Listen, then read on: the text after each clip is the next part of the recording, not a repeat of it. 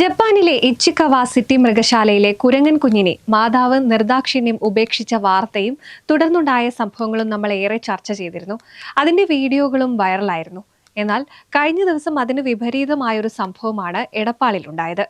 വാഹനമിടിച്ച് ചത്ത തന്റെ കുഞ്ഞിനെ രക്ഷപ്പെടുത്താൻ മനുഷ്യരോട് സഹായം അഭ്യർത്ഥിക്കുന്ന ഒരു തെരുവ് പട്ടിയുടെ കരളലിയിക്കുന്ന കാഴ്ചയാണ് കഴിഞ്ഞ ദിവസം എടപ്പാളിൽ നടന്നത്. കുറ്റിപ്പുറം റോഡിൽ വാഹനം തട്ടിക്കിടന്ന തന്റെ കുഞ്ഞിനെ കടിച്ചു വലിച്ച് ആളുകൾക്കിടയിലേക്ക് എത്തിച്ച് രക്ഷിക്കാനായി സങ്കടത്തോടെ നിൽക്കുന്ന ആ രംഗം ആരുടെയും കണ്ണ് നനയിക്കും. നാട്ടുകാർ ചേർന്ന് രക്ഷപ്പെടുത്താൻ ശ്രമങ്ങൾ നടത്തിയെങ്കിലും കുഞ്ഞ് തൽക്ഷണം ചത്തിരുന്നു.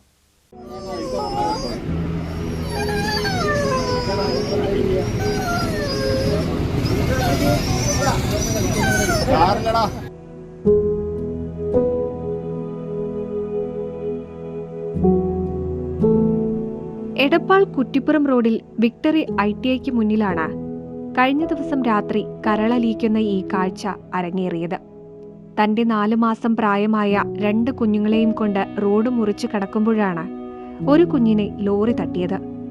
റോഡിൽ വീണ് കിടന്ന കുഞ്ഞിനെ നോക്കി അവൾ കുറേ നേരം കുരച്ചു. സഹിക്കാനാവാത്ത സങ്കടത്തോടെ തന്റെ കുഞ്ഞിനെ റോഡിൽ നിന്നും കടിച്ച് വലിച്ചിഴച്ച് റോഡിനരികിലേക്ക് കൊണ്ടുവന്നു. കുഞ്ഞ് അനക്കമില്ല. കുറേ തവണ അവൾ അതിനെ ചുറ്റിപ്പറ്റി നിന്നു. പ്രതീക്ഷ കൈവിടാതെ അവൾ പലവട്ടം ആ കുഞ്ഞിനെ മണപ്പിച്ചു നോക്കിയും കരഞ്ഞും സഹായം അഭ്യർത്ഥിച്ചു കൊണ്ടിരുന്നു.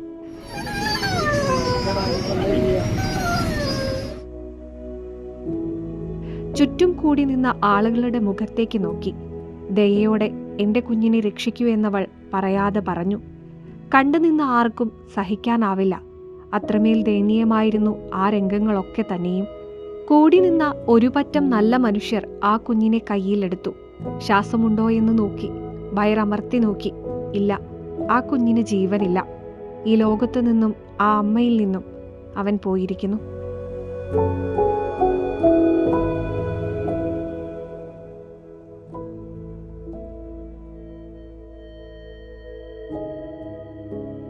കൂടി നിന്നവർക്കത് മനസ്സിലായി. അവർക്കൊപ്പം നിന്ന് തന്റെ കുഞ്ഞ് എഴുന്നേൽക്കുമെന്ന പ്രതീക്ഷയോടെ അവളും കാത്തിരുന്നു.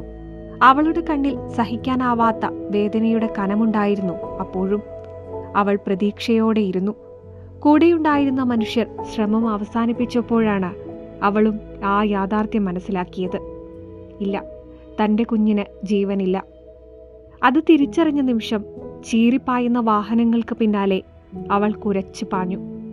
മനുഷ്യരെ പോലെ തന്നെ വേദനയുടെ കനം പേറിയവൾ ഈ യാഥാർത്ഥ്യവും ഉൾക്കൊള്ളും.